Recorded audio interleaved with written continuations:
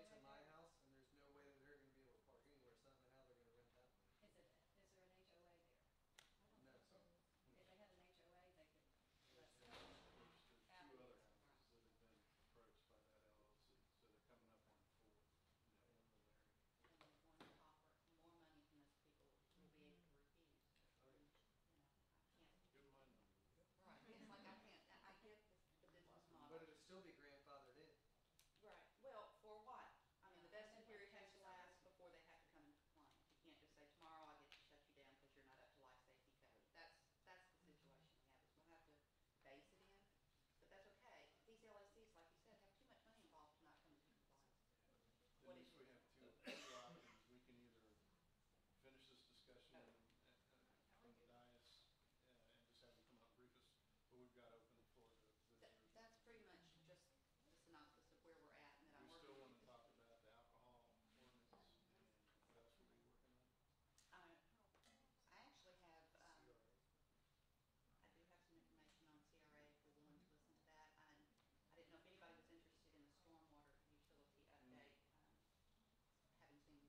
It wasn't In the paper, last yeah. week. That it was in the paper. I can give you those kind of updates. Okay. Would you be amenable to reaching out, just giving us a brief on the dais forward? Because we need to get over. Just gives everybody 5 minutes to use ahead or whatever you want to see.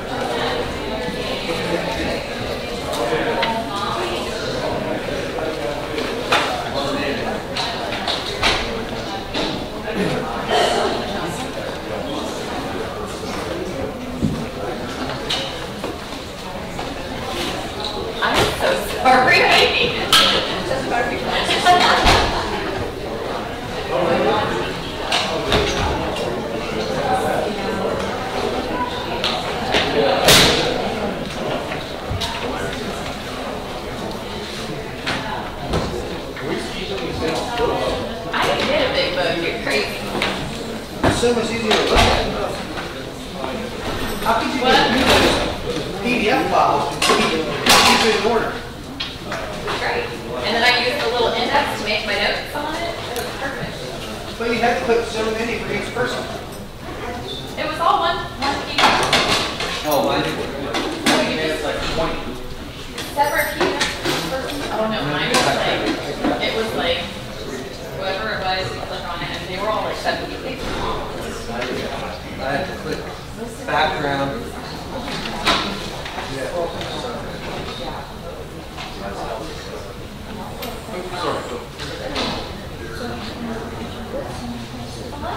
How are we? Good evening. Nice little breeze out here. I'm hoping It's gonna be in the mid-80s this whole week. It's gonna be in the 90s. Cool. Then it's going back up. Is it? Fine on me at this Oh point. my gosh, did you see the little heartbreaking sign? I saw it. It was so President's time of year, I'm so over it. I'm over it. went down to Tampa all weekend. You're going, oh yeah, feels like 104, feels like 103. Well, I appreciate that out there. Yeah, don't say it. Don't say it. You know what I mean? I know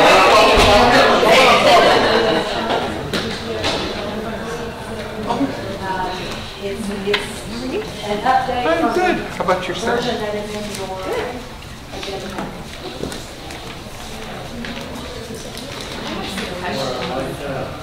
I wasn't just curious from curiosity questions that I didn't want to necessarily ask here, but I think it was cool.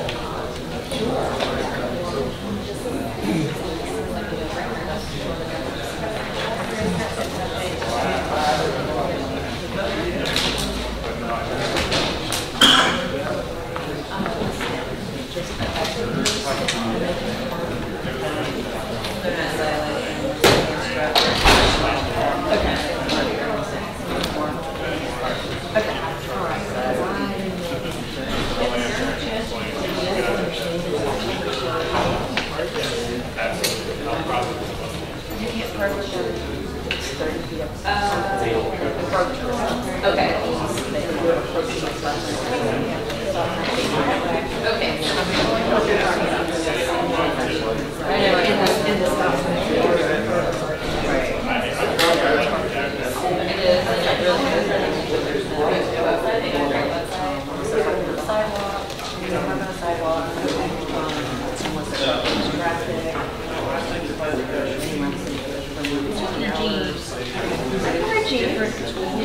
Why? I'm like, why is everybody interested? I just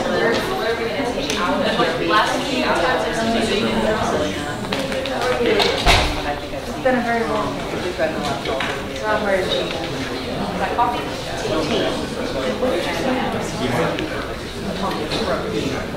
Nice to meet you. Do you work with him? No, you're my What do you do there? Hi, Mike. Okay, I'm Karen. Yes.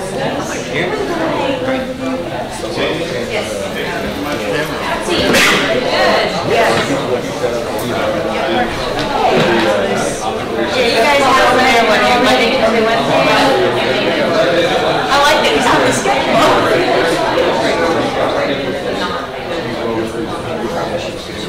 Perfect. You're on this side of Southtown, you're on this side of Southtown.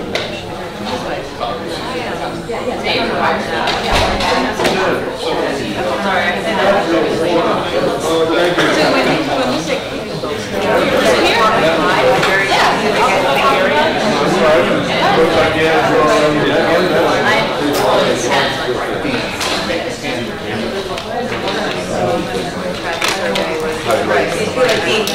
roll down the windows,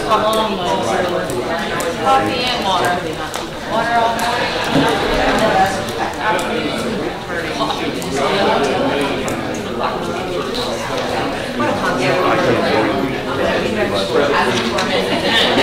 Yeah, that's why I'm really thinking out like that. I'm like, I'm pretty sure it's like 2003. Look on this.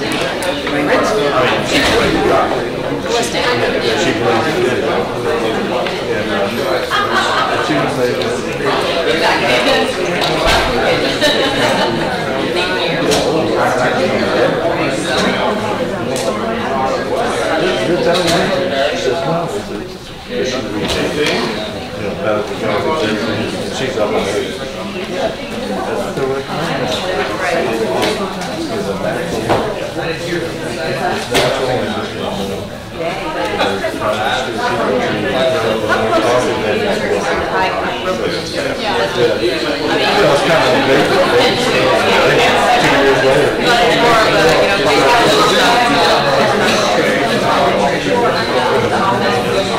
Yeah, so I can say, look at the problems that are why they don't get the problems. That's just the one.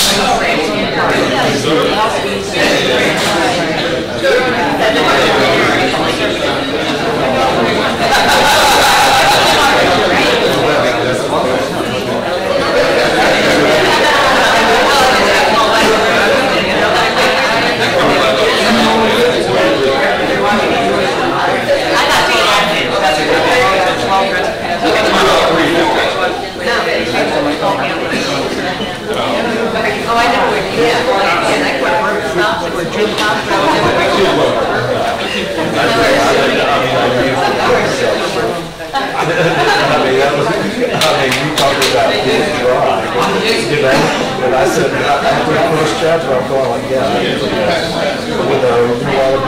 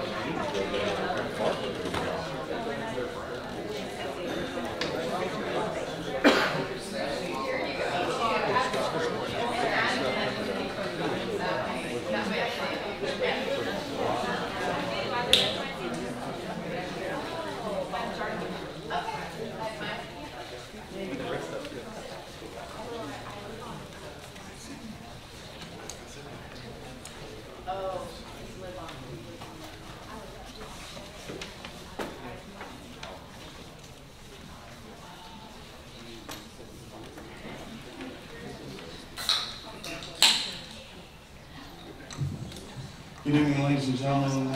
Sorry we got a little bit of a late start. We had a workshop beforehand, and we want everybody to have an opportunity to use the facilities.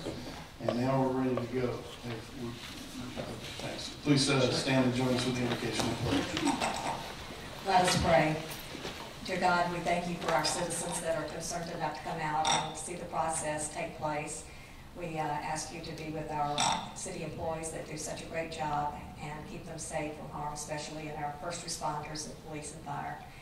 And we ask you to bless our troops around the world that protect us. And we especially ask you to be with us tonight, lead us and guide us in making the best decisions for our city. These things we ask in your name. Amen. Allegiance to the flag of the United States of America and to the republic for which it stands, one nation, under God, indivisible, with liberty and justice for all. Call the meeting to order. Call the meeting to order. Madam Clerk, will you get a roll call, please? Councilmember Buck? Here. Councilmember Doherty? Here. Councilmember Hoffman? Here. Councilmember Thomason? Here. Councilmember Vogelsong? Here. Councilmember Wilson? Here. Mayor Latham? Here. And moving on to agenda item 181, please. I make a motion that we adopt the minutes of the special council meeting held September 10th, 2018. Second. Got a motion and a second. Any discussion from the council? Seeing none, all in favor, please signify by saying aye. Aye. Any opposed? By your action, motion carries. 182. I make a motion that we approve the minutes of the council workshop held September 10th, 2018. Second. Got a motion and a second. Any discussion from the council? Seeing none, all in favor, please signify by saying aye. Aye. Any opposed? By your action, motion carries. 183. I make a motion that we approve the minutes of the regular city council meeting held September 17, 2018. Second. Got a motion and a second. Any discussion from the council? Seeing none, all in favor, please signify by saying aye. Aye. Any opposed? By your action, motion carries. Announcements? Anybody got announcements? Mr. Vogelsang? There was something floating around on Facebook about the cemetery and lack of care to the tombstone areas and stuff like that. Just make sure we get on top of that. So I think it's about a couple of days old, so I don't know, but just want to share that. But South Beach Parkway looks great.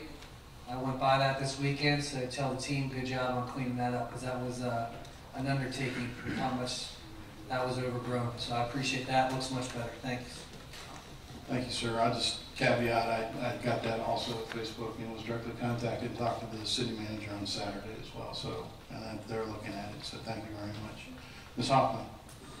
Shameless plug for the Beaches Art Fest, which will be next weekend, October 13th and 14th in the streets all around the Beaches Museum. It's free, family friendly, and some really great artwork.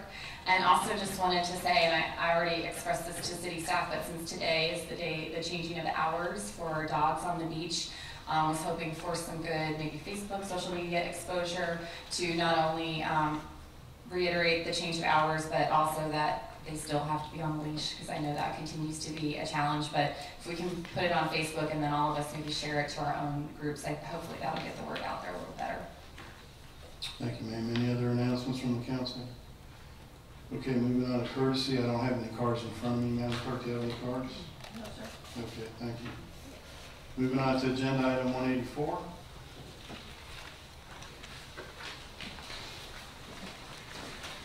This doesn't have a standard motion.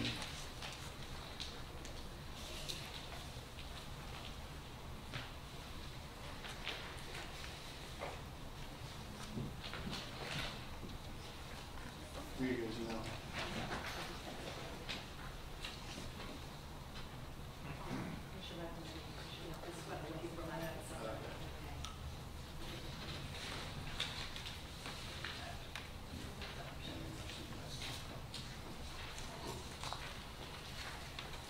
Okay, sorry about that. I lost my notes on it. I make a motion that we select city manager candidates to interview with the city council on October the 11th, 2018. And the candidates that have been selected in our workshop earlier were Mike Staphopoulos, Michael Renshaw, Gary Mike New, James Deneen, and then Fred Murray, and the alternate would be Susan Parker. Okay, so got a motion and a second. That's 5 candidates and 1 alternate. And Madam Clerk, you've got the names for the record? I do. Okay, any discussion from the council? City manager, did you have anything to? Okay. Okay, Madam Clerk, can we get a roll call, please? Councilmember Buck? Yes. Councilmember Doherty? Yes. Councilmember Hoffman? Yes. Councilmember Thomason? Yes. Councilmember Vogelsang? Yes. Councilmember Wilson? Yes. Mayor Levy? Yes. Moving on to agenda item 185. I make a motion that we approve the software as a service agreement with the Census USA Inc. for the maintenance and technical support of the automated metering infrastructure system for a 5-year period beginning on the execution date of the agreement. The agreement may be extended for 2 additional 5-year terms with the approval of the city manager. Second. Got a motion and a second. Ms. Nelson? This is a software as a service agreement that is related to the meter project.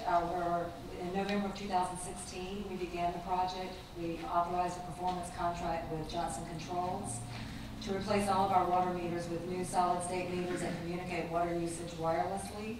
And we upgraded our natural gas meters and installed a new automated metering infrastructure, AMI system, that allows real-time wireless communication with water and gas meters. The meters, the wireless communications equipment, the communications license, and the data gathering and analytical software for the project were all provided by Census USA.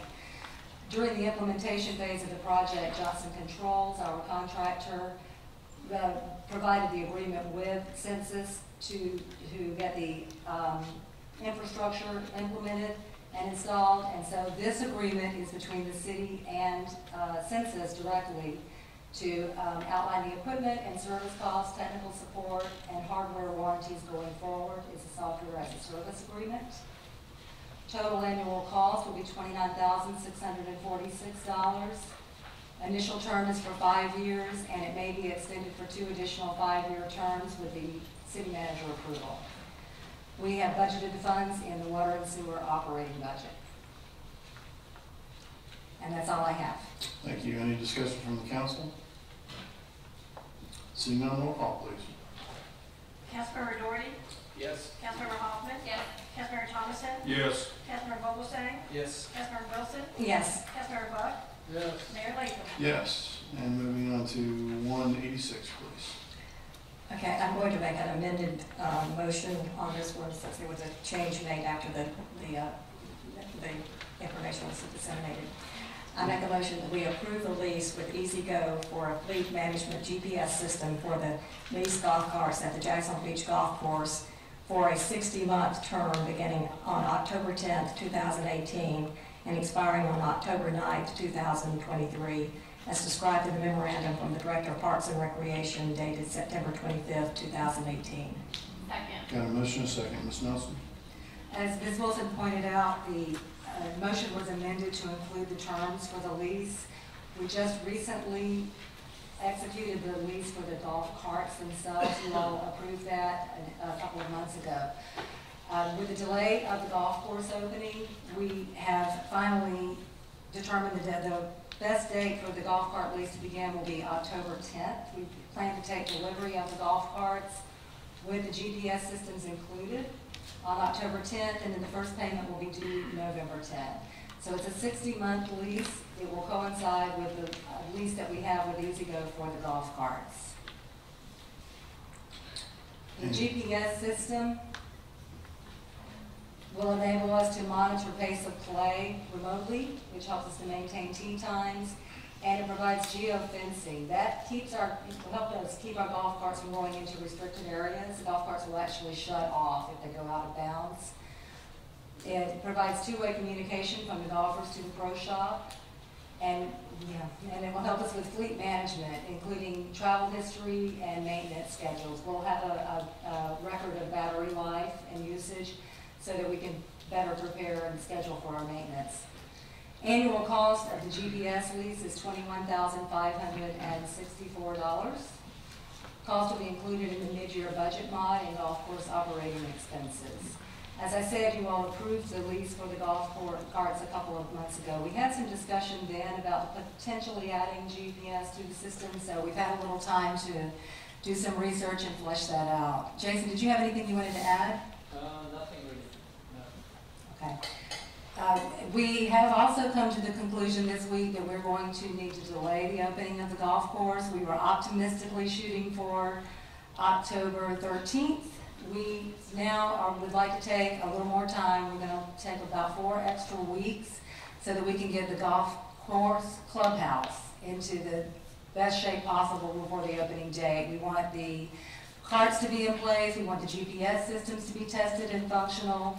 We want our staff to be back and on board and everybody trained up and ready to go. We have some work to do on the facilities just to get things cleaned up and in good operating condition. Our goal is to have the facilities looking as good as the golf course before we open.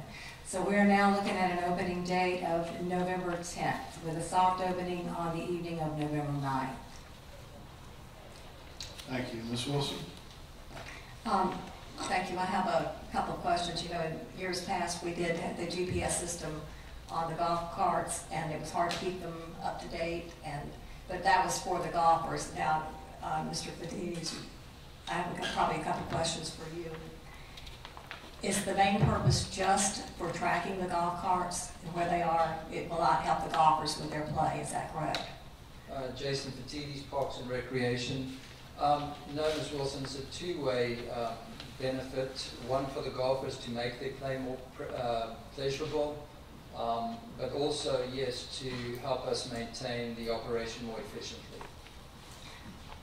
Okay, so you can monitor and track them and know where they are. If they're slow play, do you have a microphone or something on the Yes, car that tells there's them? two-way communication. It's not exactly a microphone, but there is two-way communication to tell them either speed up or...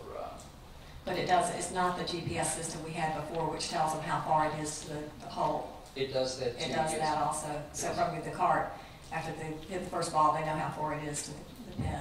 To the pin, to the bunker, to a number of things. It also gives a nice flyover of each hole, so there's a lot of benefit to the golfer to make his game or her game more pleasurable, yeah. Okay, if things get changed, who is updating this GPS system? Because I think that was a problem we had before, is keeping it updated. Finally, it just kind of went away. So any software updates, we get automatic update live from Textron. Even if we continue to own them past the 5 years of the lease, that's agreement still in place to be upgraded with any software. So does that mean that those are on a network and they can be updated remotely? Yes. So if we had to change a hole a few feet, that would be changed too, or? Yes, we could do that. Okay. And for the tracking purpose, I don't see that's a huge benefit because you're still going to have rangers out there. If somebody's slow play, usually you're going to have a ranger go out and kind of talk to them or monitor too. So I don't see it too much as a savings of personnel. But I mean, it's a neat feature to have, but I don't see it as necessary for the play. Well, so. actually it is a big savings in terms of the rangers. Yes, we may still need some rangers for some hours, but if you look at the overall operation of the golf course, it runs about 4,000 hours a year. And if you multiply that in terms of rangers, that's 2 full-time people. What this system will do will help us eliminate at least 1.5 of those. So, you know, in terms of dollars, it's a huge savings for us. Not to mention the intangible savings in terms of geofencing, where we don't have to have staff go out and put fencing where we want to keep golfers away from certain areas. Also the liability feature, you know, we will be able to stop cars from going into the water, cars from driving in trees that could, you know, cause damage to a golfer and injury and that type of thing. And then, but you're still going to have a starter, and you're still going to have someone to monitor the system, you know, while there's golfers out there, you know, So, while the course is open. Yes, so you're going the to have a starters monitor are for all of those cars that are out there. Right, and so that all can be monitored by a dashboard inside the clubhouse. But you got to have personnel to do that. Yes. Well, aren't you gonna receive some kind of an alarm or a notice that somebody's playing slow or slowing play? Yes, and so... And then you've got two-way communications with the cart where you can... Correct, Mayor. So to answer your question, yes, the people in the golf shop, the shop attendants or the facility manager will be monitoring the play, the dashboard. Okay. What other clubs around the area have this, and have you interviewed them or talked to them about the system? So I know Ponte Vedra has it. Ponte Vedra Country Club? Yes. Also Amelia, the golf club at Amelia Island has it. The Omni, yeah. Royal St. Augustine. In our interviews with the potential facility manager candidates, this came up often in our discussions, and I'm going to say that, you know, it was almost unanimous, those that saw the benefit of this, of having them rather than not having them. So TPC doesn't have it, Sawgrass Country Club, Marsh Landing Country Club? No. Atlantic Country Club? Not that I'm aware of it. Atlantic Beach has it now. Okay. That was kind of my argument for when we were voting on the GPS is, okay, why is it we, a public course, have to be so far above superior to these private courses that are a lot more expensive? So my argument there would be, you know, in the past our rangers have been through the volunteer system, and in our evaluation of the operation of the golf course this past year, that really has not worked for us. And in terms of the dollars that it cost us to have them and the benefit of having them, the job they were doing, it just did not work. And we feel that this is a less expensive alternative that offers far more benefit. Okay.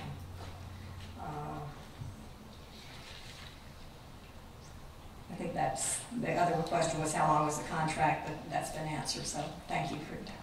Thank you, Ms. Wilson. Ms. Hoffman? Just as a point of information, TPC Sawgrass requires a caddy. So you have to have a ride-along caddy with you, so that is a person covering a lot of these needs. But I had a lot of the same questions as Ms. Wilson, but so thank you for answering that.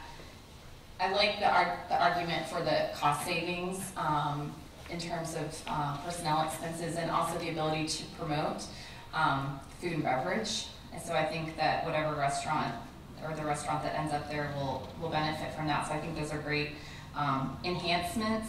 And I was all set to support it, but then, and one of my questions was how long is the lease? So a 5-year lease seems really long to me for technology. My cell phone is pretty much a paperweight after 2 years. So is there an option to go with a shorter lease, or is that it? Is there any switch out in equipment after a certain amount of time? And then my other question was on the front end, if you're doing flyovers of holes and HD graphics, who's doing that work? Is that load-in of information included in this lease? Yes, it is included, to answer your last question, by Textron.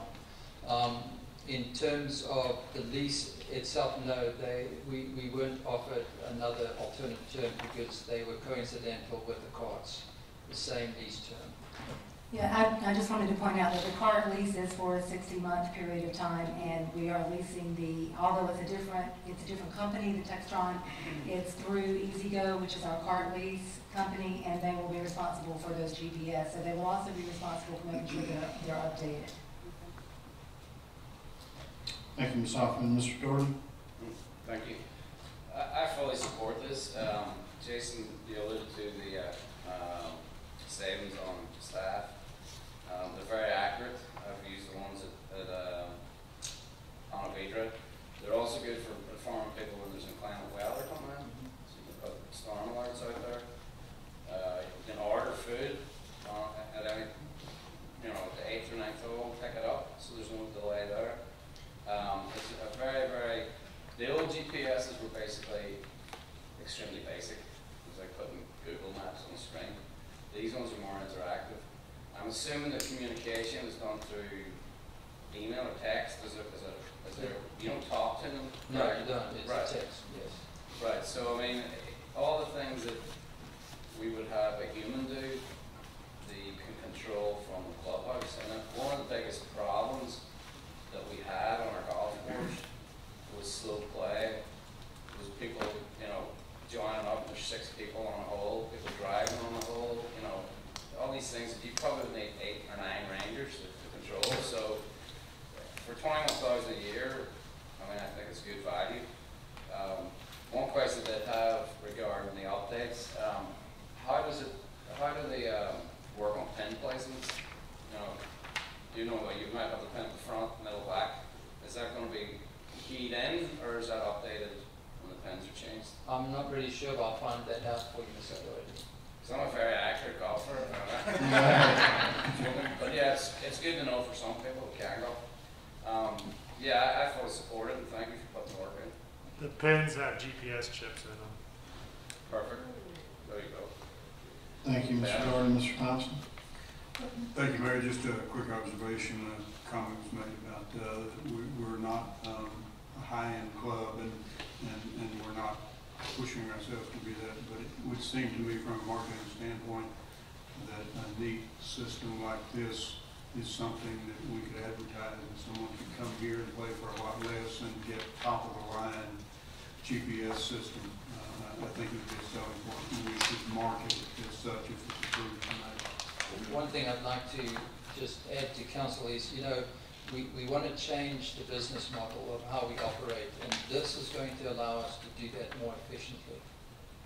For that reason, I think it's important. Thank you, Mr. Thompson. Mr. Volkstein? Yeah, Keith, Mr. Thomason both addressed the key points, I think, as far as being able to advertise. Another thing is, you can actually, and I would suggest that we have somebody seek advertising, whether that's $100 a month or $200 a month.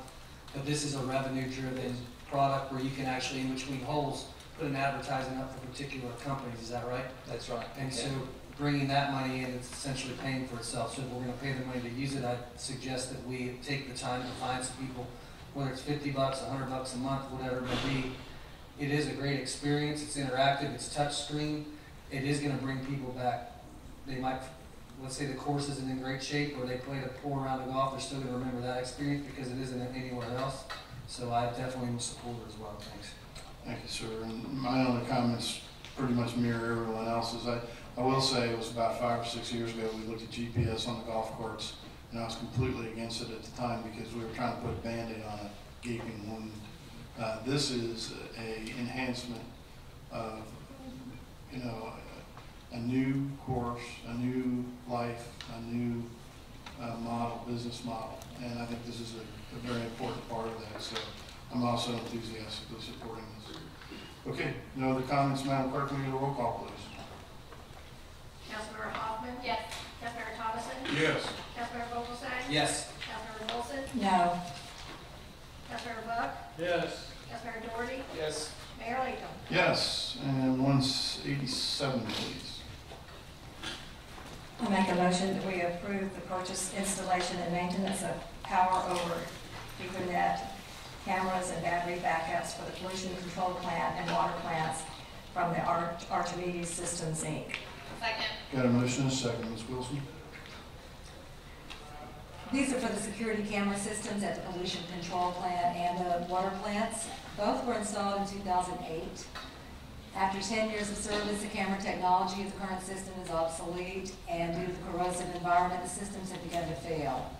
Archimedes Systems Incorporated, ASI, is offering a solution that uses modern power over Ethernet cameras and a comprehensive maintenance contract to keep the system running optimally. The ASI system that we're proposing has 200 times the current bandwidth that we have at the plants now. This contract includes 22 cameras at the pollution control plant, 19 cameras at the water plants. And then the software that will be provided enables local viewing at the plants and enables viewing via web portal for authorized users. The system cost for the pollution control plant is $59,950 and $54,990 for the water plants. There's an annual service agreement for both plants, for all the cameras, correct, Dave? For $4,000 a year. We would like to install the PCP cameras and systems using 2018 available funds, and then we have funds budgeted in 2019 for the water plant systems. That's all I have. Thank you, ma'am. Mr. Vogelsang? We utilize for the cameras we have in like the downtown for police department. Those are mostly Siemens systems.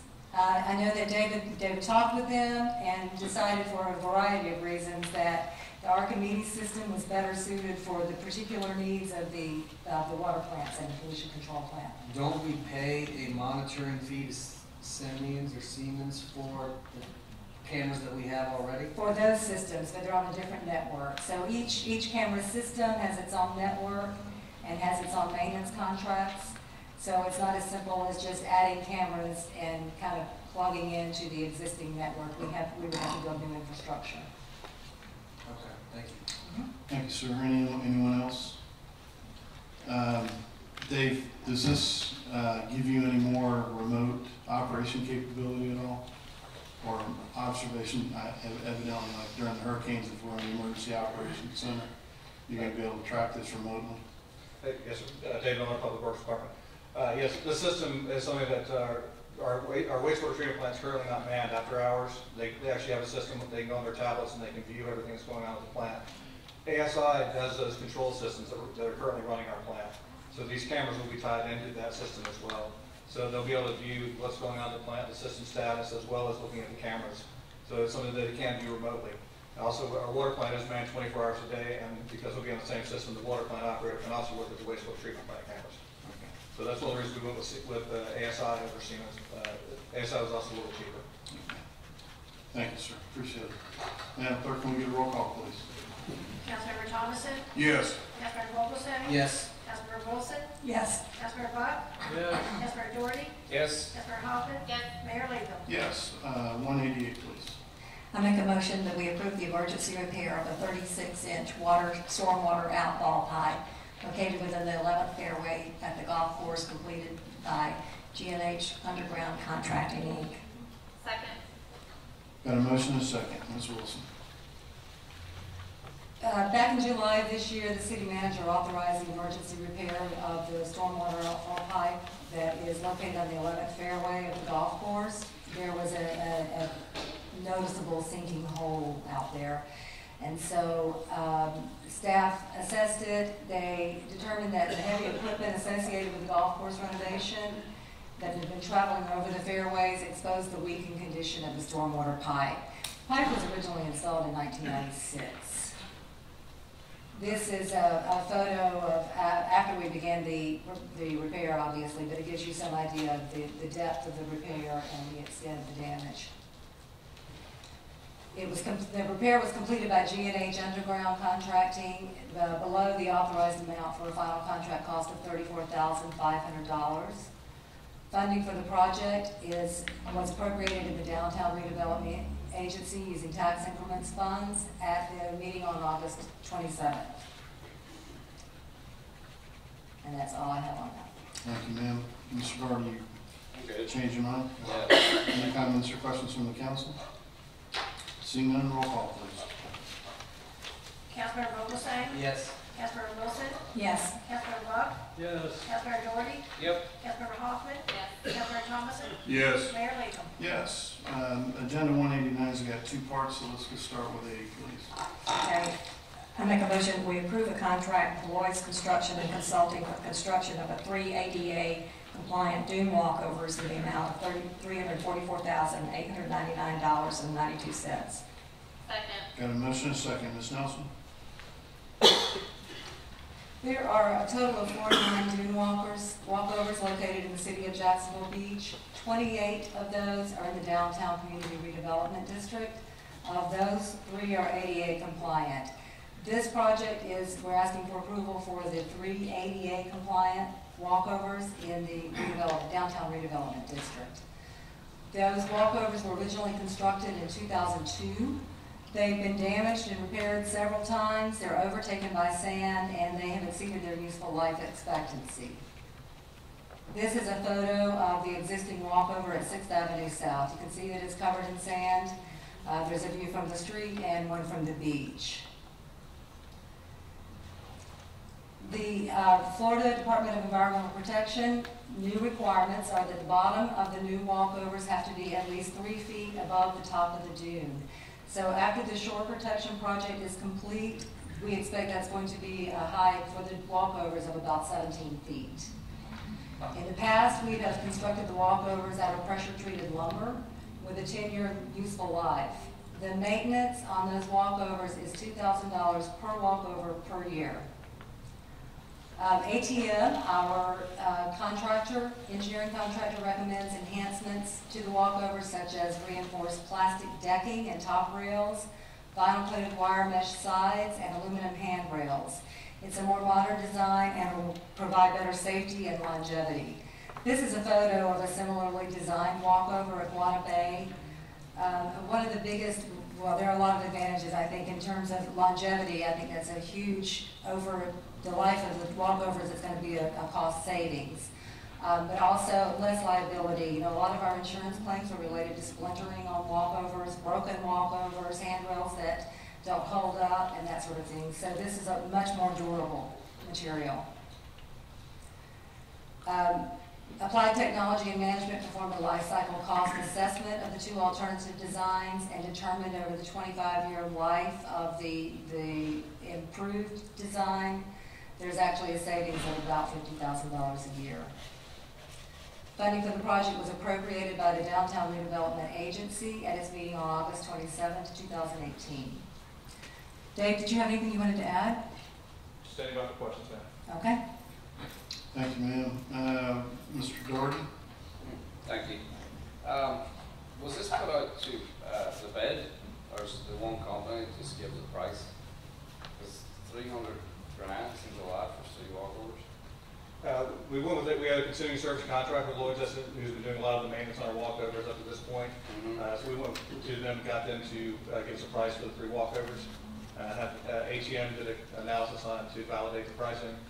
Incidentally, Atlantic Beach just went out for bid for 1 walkover, and their 1 walkover came in at roughly about $150,000. So almost identical design to what we're proposing to do here. I know before we had our storms, we did replace a lot of the wood on most of the walkovers. You know, so you would say the 25-year life for a wood walkover is pushing it, because we only did them like 5 or 6 years ago. You were saying they were built in 2002. So would that total not be higher? The pressure treated lumber has about a 10-year lifespan, and that's only if you seal it on an annual basis. That's largely what that $2,000 a year per walkover cost is. So really, we spend about $100,000 a year just seal coating the pressure treated lumber that's on the existing walkovers. So that's where we based that. When we did the lifestyle cost analysis, we based it on having to replace that pressure treated lumber after 10 years, also replacing the side rails after 10 years. Whereas the wear deck material has a 25-year warranty. If it starts to fade, crack, or anything during that point, you take the board up, send it back, they send it new. How does it work with regards to if there is a storm, or even a nor'easter, when the sand will cover the walkover? I mean, who's responsible for making that level so that they're ADA compliant? Well, the new requirement used to be 1 foot below. You had to be 1 foot over the top of the dune height. With the shore protection project, our dune top will be about 14 feet. So the bottom of our deck will be 3 feet above that. So hopefully it'll take a while before the sand gets up there. Have you seen it? Okay, and what about, I mean, so we're dealing with 3. We've had plans to do anything outside the Barrington area? Yes, sir. We're working on the council previously approved design of the rest of the dune walkovers throughout the city, all the other 46.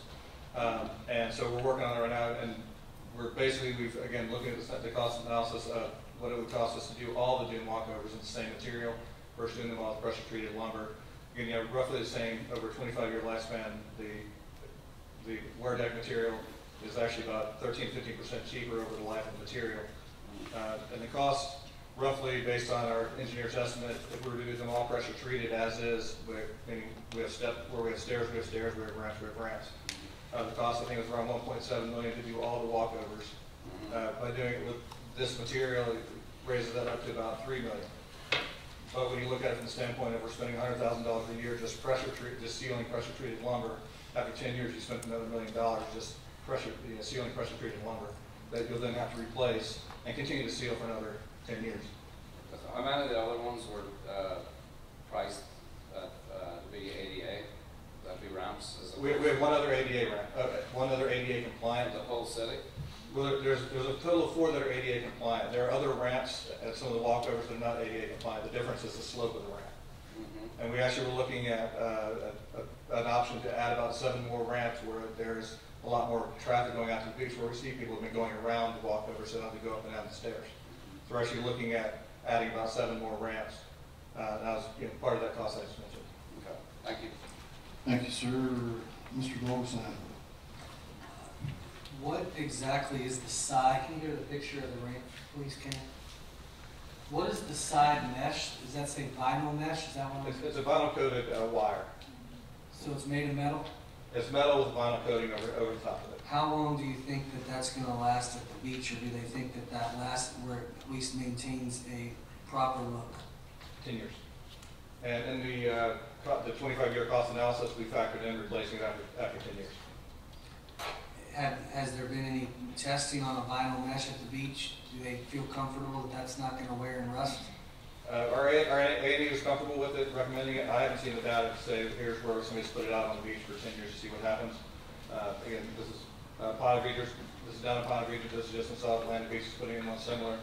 There's another one down in St. Johns County where they use a different type of composite decking material, and instead of the vinyl side, the vinyl coated wire, they put boards. Because of the height, now that we're above the dune, we need to have those side boards, and then you start blocking the view. Okay, And so, I can so you imagine- need, based on the height, something on the side is required. Okay, what is the reason for leaving the poles there wood? As far as on the sides? As far as leaving, that's gonna be pressure treated lumber, I assume? There's other types of treatments that are, there are other chemical treatments that are under the piece of wood that we can use or will be using, but they're not, it's not material that we want to be walking on or resting our arms on. That's why the decking and the side rails would be the composite material. So the ones on the side would last longer. Okay. Thank you, sir. Ms. Wilson, I'm sorry. Thank you. Councilman Doherty asked some of the questions I had. I'm amazed at the cost of these walkovers. I mean, absolutely amazed. But the good news is the redevelopment agency is funding that, which is money that has to be used in the downtown area. But the decking is warranted for 25 years. Yes, ma'am. So if something happens, it gets damaged, who comes out and who pays the labor to put this in? If they send out new material. We would take cover the labor. The city would have to do that. Yes, ma'am. If we have a storm, the city has to cover that also. Yes, ma'am. But again, if we have a big storm, a lot of damage, in the past we've been able to get money from FEMA to repair the existing walkovers. So if this is what our existing is, that's what we'd be going back to FEMA to look for funding to repair them in kind. Okay, and then the maintenance on this, do you have to do any treatment to this material over the 25 years? No, ma'am. No staining or sealing or anything? No, ma'am. But what about, as Councilman Vogelsang pointed out, the post and the framework that goes with it? Well, That would be a maintenance issue, correct? The vertical posts will be treated with a different material, so they would not require the same type of maintenance that the decking currently requires. I'm sure there will be some, it just won't be nearly as extensive. Okay, and the netting, the mesh, that's warranted too? The projected life on that is 10 years based on manufacturers. So, if we have a storm, then it's the same thing. Okay. Is this the type of material that we're going to be using for the other walkovers that are non-ADA? That's our plan, ma'am. Okay. And just, this is not related to this directly, but there's some ADA or handicap ramps down the south end of the beach that citizens have asked me about. I think at 20th down on 30th or 34th that several people have asked about. Is that in the game plan to do before the others, or you could get back to me? We have a map of where we're planning on where the other ADA ramp is and where the other ramps currently are. Okay. Again, some of the other ramps, there are a couple down on the south end. They're not ADA compliant, which means they're at a steeper slope than what is required for ADA compliance. But they're covered up with sand now, so they really can't be used. So that's why people are complaining about it, that have the need for them. So again, I didn't mean to get off the subject, but thank you. If I could just point out, that, all of the ramps are going to have to be rebuilt just to get up to code to the new requirements. So we are going to have to rebuild all of the ramps. It's just a matter of timing and funding and what type of material we decide on. So if we can get approval for this project in the CRA, we'll come back to you. David's working on a longer-term plan for all of the other ramps, and we can give you some better information as to timing, overall cost, and the timeline that we can expect to get it all done in. So it might be appropriate for a briefing or a workshop. And is it possible to maybe put those handicap accesses a priority over above the normal ones? Because, I mean, those are the people that can't get to the beach otherwise, and that can walk over, we can walk up through the sand. So just thank you. Mr. Doherty? Yes, sir. Quick revisit? Yeah. Karen, maybe you can answer this. When we redid the walkovers, was it a year or two ago? Or was it 3 years? I just track of time. I'm getting old. It was after Matthew. It was after Matthew, but it was limited. We basically just did repairs. Right. So was there nothing before Matthew where we were, because the wood, I know in some of them had been splintered, and I think we did do a I think we've done ongoing repairs over years, over time, to replace wood that was splintering or failing or, rotting. And it's been an ongoing maintenance issue. I don't think that, recently we've done a complete rebuild. So do we get anything from FEMA, after Matthew for the walkovers? Some. I don't know that we have received any of it yet, but yes, we applied for some reimbursement, but FEMA, of course, has a lot of restrictions as to what they will reimburse, and they won't reimburse, based on the new requirements to build them 3 feet above the dune, they will only reimburse us to rebuild what was there in the past. And of course, we can't rebuild them to those standards any longer, so we are limited as to the reimbursements that we're getting from FEMA. Okay, thank you. Thank you. And I got to say that 5th Avenue North Beach Boulevard and 6th Avenue South, that's pretty good spacing. And this is probably one of the top 5 issues that I get phone calls about. So I'm fully behind this and support this. And there's a lot of handicapped and elderly that have been waiting for this opportunity. So I think it's a great project. It's a little steep, but it's a necessary evil to make a long-term fix, so. Okay, Madam Clerk, roll call, please. Councilmember Wilson? Yes. Councilmember Buck? Yes. Councilmember Doherty? Yes. Councilmember Hoffman? Yes. Councilmember Thomason? Yes. Councilmember Bolduc? Yes. Mayor Latham? Yes, 189B, please. I make a motion that we approve a contract with Applied Technology Management, Inc. for administration services related to the construction of 3 ADA compliant dune walkovers in an amount of $10,450. Second. Got a motion and a second. Ms. Nelson? This is the administration services that are related to the construction project that we've just had discussion about. Applied Technology is under a continuing services contract, and they will be overseeing the construction of dunes, walkovers. So one-time fee. Yes. Any other questions? Madam Clerk, roll call, please. Councilmember Buck? Yes. Councilmember Doherty? Yes. Councilmember Hoffman? Yes. Councilmember Thomason? Yes. Councilmember Bolduc? Yes. Councilmember Wilson? Yes. Mayor Latham? Yes, and moving on to resolution, Madam Clerk, please read resolution number 2024-2018 by title only, please. A resolution of the City of Jacksonville Beach, Florida, authorizing and directing execution and delivery of a joinder to agreement and declaration of trust creating and establishing the Florida Local Government Investment Trust and providing an effective date. I'll make a motion that we adopt resolution number 2024-2018, authorizing the city to become a party to the Florida Local Government Investment Trust. Second. Got a motion and a second. Ms. Nelson?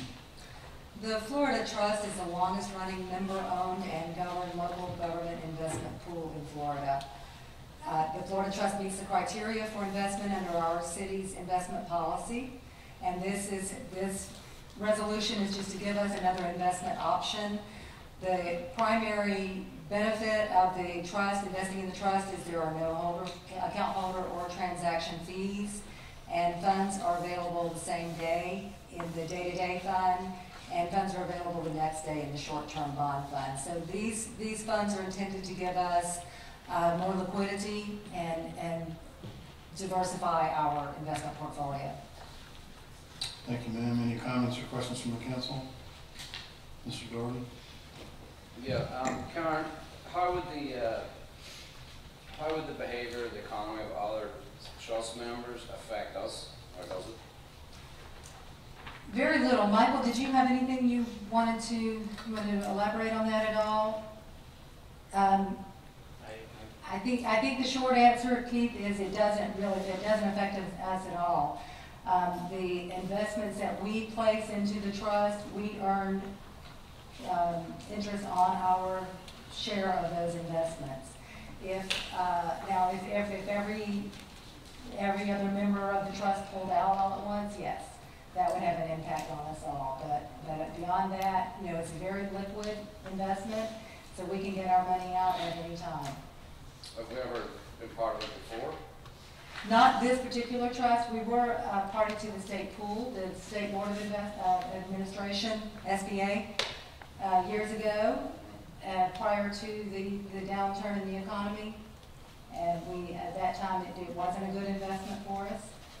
Now we are looking to reinvest in a state pool. It gives us more liquidity, it gives us a little bit more flexibility.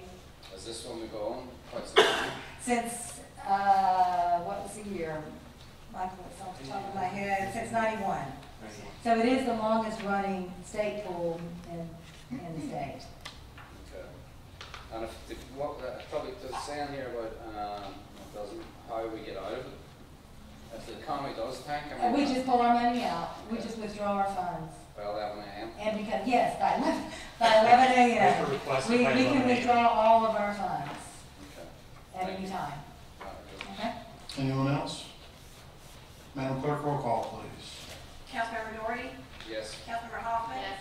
Councilmember Thomason? Yes. Councilmember Vogelsang? Yes. Councilmember Wilson? Yes. Councilmember Buck? Yes. Mayor Latham? Yes. At this time, I'm going to call Denise May. For those of you who don't know, Denise is an associate attorney of our city attorney, Susan Early. She was giving us a brief in the council pre-brief, not pre-brief, but council brief, and we didn't get time to finish. So this isn't on the agenda. You're welcome to stay and listen if you like, but we're going to take a couple of updates. So Denise, thank you for waiting. Thank you very much. Denise May, Marks Gray, and Assistant Susan Early, your city attorney. If there were any other questions on the Check short. that microphone. Sometimes I don't get close enough. Is that better? Sorry about that. So we were talking about the short-term rental, which I did give, I don't know if there were any other questions that anybody had in regards to short-term rental, which we are moving forward with. We are trying to get a draft to the people who are involved so far, your law enforcement, fire marshal, code enforcement, planning, building, and all those parties. Get that draft going, then we'll start getting it to the planning commission and get it to this council as quick as we can. For the benefit of those who weren't in the meeting, we obviously have a couple of areas in Jacksonville Beach where we're hugely impacted by the short-term rental. There's an exemption that was created by the state legislature that prohibits us from doing a whole lot about it. So we're looking at every possible avenue to help our residents. So that's a brief summary. Did you want to talk about alcohol ordinance? Well, on the alcohol ordinance, I will tell you that we have taken, Susan is working on that. She couldn't be here tonight, unfortunately. She was in deposition in City of Stark. But she has moved forward with that. She hopes to have something late next week to you for review. Okay, and as we agreed before, we're going to put that verbiage out to the council before we take it into a first reading. Okay, great. Is there anything else, Denise, that you want to talk about? CRA. Right. You had some, do you have specific questions as to the CRA so that I can? I think we were looking for, at least I was looking for, and I think Ms. Hoffman addresses as far as things that what can our involvement be with the CRA, how aggressive can the CRA be in purchasing assets, and as far as downtown revitalization goes, one of my main issues was purchasing property. Just based on some personal research, there's some potential properties that I think that we as a city or the CRA should potentially look into buying. That way we can mold and govern that space how we see fit versus the type of tenants that are in there now. So that's kind of what I want to address as far as CRA and what our interactions can be with that group. Certainly. You have created an agency. The agency pretty much has to go by its plan. And those council members are appointed by you. They have a plan they have to work within. So whatever you want them to do, it's okay for them to, obviously acquiring property, selling property is contemplated under the CRA Act. It has very specific requirements on what can be, how it must be disposed, and what you can do with it. It must be in your plan, it must be approved there, and it must be looked at by your current agency. They do need to make that recommendation to you. I will tell you that any acquisition or disposition of property remains in this council's purview. But recommendations need to be coming through that agency. Recommendations would be to have them workshop it, make sure it's in the plan. They deal with your plan every month and on a consistent basis. So they need to make sure you have to find a public purpose. That's one of the requirements, is you've got to have a public purpose for having it. Now, that public purpose can be tied back to your plan. Affordable housing is a big one under the plan. You know, if you're gonna take it, you're gonna make it affordable housing, and you're gonna resell that. In most of those cases, you end up taking a loss on property. Not unheard of, and it can be done, but again, Chapter 163 has very, very specific requirements on what must be done in order to dispose, especially if you're going to dispose of property at a loss. I will tell you that cities are not usually in the business of holding property, running property, for very good reason. Takes it off your tax rolls, and you have to have a public purpose for even having it. So if it's within your community redevelopment plan, that's something that could be workshopped through that agency and brought to you for that final disposition. And this body is the one that would approve any acquisition or disposition. I think, Phil, if you don't mind me adding, I think the thing to do might be for you call Bill and give him an idea, let him relay to you what the requirements are, and then we can start to let him put the package together, or at least the brief together for the CRA, and then we'll take it from there. Perfect, appreciate it. Sounds good. The last thing I was going to update you on is, you may have seen in Beaches Leader on this last Thursday, stormwater utility. Just to let you know, we've been working on that issue since April. It came about because literally members of staff at the Duval County Public School System, I think there seems to be some confusion at Duval County Public School System that City of Jacksonville and its ordinances rule these beach cities. I went back and reviewed the emails that came around, and they did make an agreement with the City of Jacksonville. They did come to an understanding in an interlocal, because the City of Jacksonville actually assesses their stormwater fees by special assessment. A special assessment cannot be assessed to a school board. In your case, that's not what you do. You currently have it set up properly under the statutes as a utility and a user fee. The Supreme Court has been clear on that in 2003, that user fees can be charged to state agencies and school systems. What has also occurred, though, is a lot of confusion within the court system. So when we responded with our interpretation of the case law and said, you know, basically, we're not going to refund you from 2005 forward, and here's our take on the case law, they said, well, this case in 2017, the trial court in West Palm Beach also came out, and they seem to be conflating the issue between sovereign immunity and immunity from fees from immunity from suit. Basically, the law is the user fees are valid. You can charge them to a state agency and to your school district. And we use user fees, not assessments. That is correct. Yeah. And there's a 12-part test that's put out by the Supreme Court. And I went through your ordinance, and I know it meets that. However, what the legislature hasn't given us is an ability to actually sue to collect those fees for storm water. We do have the ability to sue for sewer, water, solid waste, but they didn't amend Chapter 180 to include the word stormwater. So you don't have an ability to sue if they choose not to pay. And that's what's going on across the state right now. And the courts are trying to, it's right now being appealed. I know that I've spoken with Florida Stormwater Association, Steve Brannick, who is heading up that amicus appeal, and the City of Gainesville, City of Tampa are all weighing in, and the court is allowing that, to try and straighten this issue out. Florida League of Cities is also involved. We have reached out to them, and they've tried every year to try and get stormwater to be included in Chapter 180 so that we can actually collect this money when necessary. So if you have senators and representatives you want to reach out to, that's an option as well. We can do that. I'll just add, or were you finished? Yes. Okay, I want to add that over the last 5 years, 6 years, our breakout of the tangible tax through the property, 50% of our tax goes to the school board. I'm not ready to give up usage fees on the water. Agreed. Wastewater. So I mean, I'd roll up my sleeves on that one if we need to. I have the letter that you saw in the paper is a letter that I penned for all 3 cities to use. Neptune just got out there first. So I'm going to work with Ms. Nelson, who is going to help me pen a letter that's specific to what this city does for the school board. And I recommend sending that to the new superintendent rather than the Office of General Counsel. I just believe we'll get a better response if we send it directly to the new superintendent. Well, and the director of operations is the former Fletcher principal, so we can call him too. Okay. Ms. Hoffman? just wanted to make a comment. I'm not sure if this was part of what you were talking about, Phil, with regards to the CRA, but there's been a little bit of misinformation or misunderstanding of the sunshine laws as it applies to, for example, myself meeting with a member of one of our boards.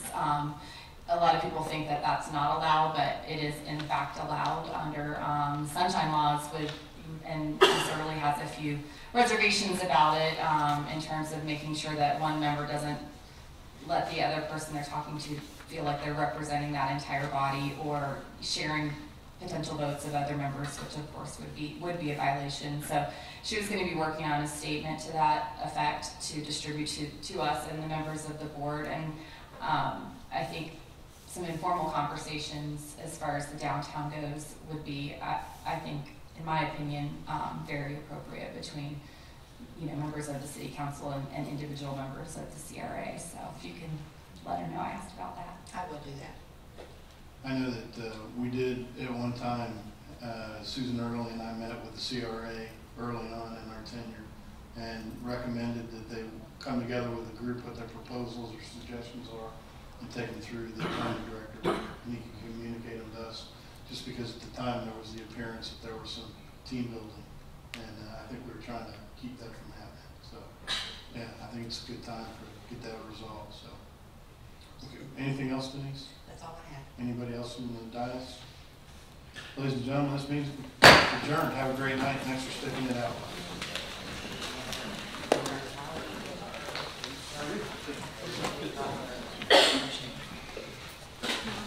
So, Joe, I did Did you want to talk to me? So, okay, that's so